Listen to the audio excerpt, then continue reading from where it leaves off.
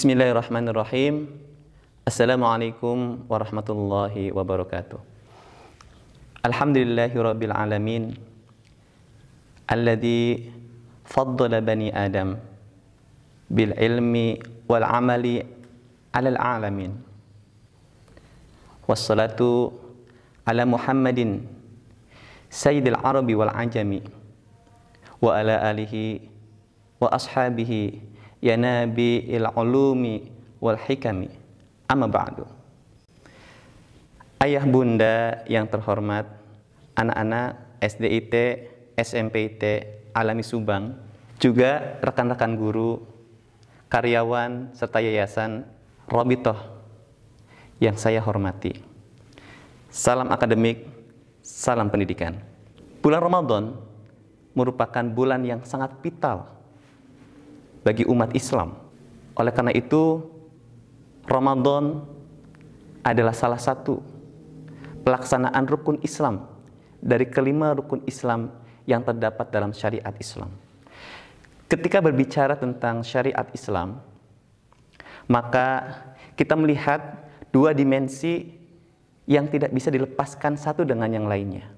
Islam memiliki dimensi esoterik. Yang kedua, Islam juga memiliki dimensi eksoterik. Di sisi esoteriknya, Islam tampil dengan keluasan yang tanpa batas. Islam tidak terjangkau oleh pikiran atau rasionalitas. Dia bahkan bersifat transenden atau relatif.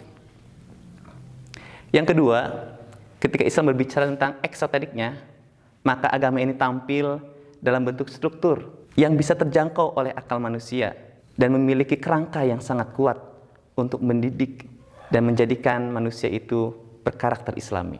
Berkaitan dengan itu, saum Ramadan ketika dilihat dari aspek tarbawiyahnya atau aspek pendidikannya, maka lingkupnya begitu sangat erat dengan tiga komponen jiwa itu manusia sendiri. Aspek pertama, manusia memiliki dimensi akal, dimensi pikiran, cara berpikir, cara memecahkan masalah. Yang kedua, ada dimensi kolbun atau afektif, dimensi yang menitik beratkan pada akhlak manusia, perubahan diri manusia. Imam Al-Ghazali mengatakan dimensi ini berawal dari kolbun ba'is, hati yang tergerak, hati yang terbangun. Dan yang ketiga, dimensi yang ketiga adalah dimensi physically atau yang disebut sebagai psikomotorik. Tentunya hal ini sangat terkait dengan saum yang menahan diri dari makan dan minum dari mulai subuh sampai maghrib. Allah Subhanahu wa ta'ala menginginkan hamba-hambanya memiliki tiga komponen ini secara sekaligus, sehingga orang yang berpuasa dia akan memiliki perubahan besar dalam hidupnya. Yang pertama, akalnya semakin cerdas, hatinya semakin tersentuh, dan fisiknya semakin kuat. Allah Subhanahu wa ta'ala berfirman dalam surat Al-Baqarah ayat 183. A'udzubillahi minasyaitonirrajim. Bismillahirrahmanirrahim. Ya ayyuhalladzina amanu kutiba alaikumussyam kama kutiba alal ladzina min qablikum la'allakum tattaqun. Ketika kita tinjau dari pendekatan tarbawiyahnya, maka kita dapati paling tidak tiga pendekatan dalam tarbawiyah.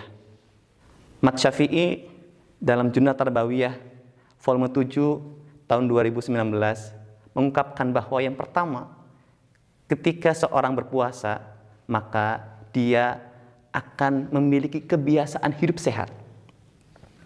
Zaman sekarang banyak makanan, minuman, atau makanan ringan sekalipun yang bahannya itu memiliki pewarna, pengawet yang melebihi batas kewajaran. Bahkan itu bertumpuk-tumpuk dalam tubuh kita yang disebut sebagai toksin, racun. Puasa tersebut membuat kita berusaha untuk menghilangkan racun-racun tersebut dalam diri kita yang disebut sebagai detoksifikasi. Maka hal tersebut diilhami oleh seorang dokter pada abad ke-10 yaitu Ibnu Sina. Lahir tahun 987 sampai 1037 Masehi. Dia menjadikan terapi puasa itu sebagai terapi yang murah meriah untuk pasien-pasiennya.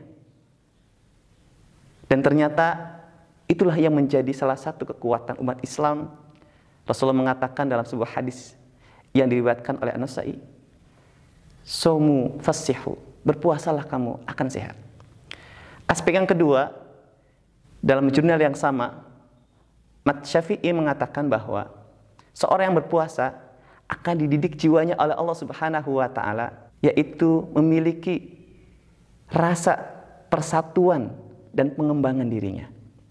Persatuan dalam menahan lapar, persatuan dalam menahan hausnya, yang semuanya itu dilakukan bukan hanya kita sebagai umat Islam di Indonesia, tapi seluruh dunia. Yang ketiga adalah aspek sosial. Jiwa ini dididik oleh Rasulullah SAW agar orang yang berpuasa itu mampu berempati dan diakhiri dengan zakat, diakhiri dengan sedekah. Semoga Allah Subhanahu wa Ta'ala menjadikan puasa ini sebagai wahana perubahan dalam diri kita, perubahan dalam akal kita, dan perubahan dalam fisik kita. Aqulu qouli hadza, astaghfirullah wa lakum. Assalamualaikum warahmatullahi wabarakatuh.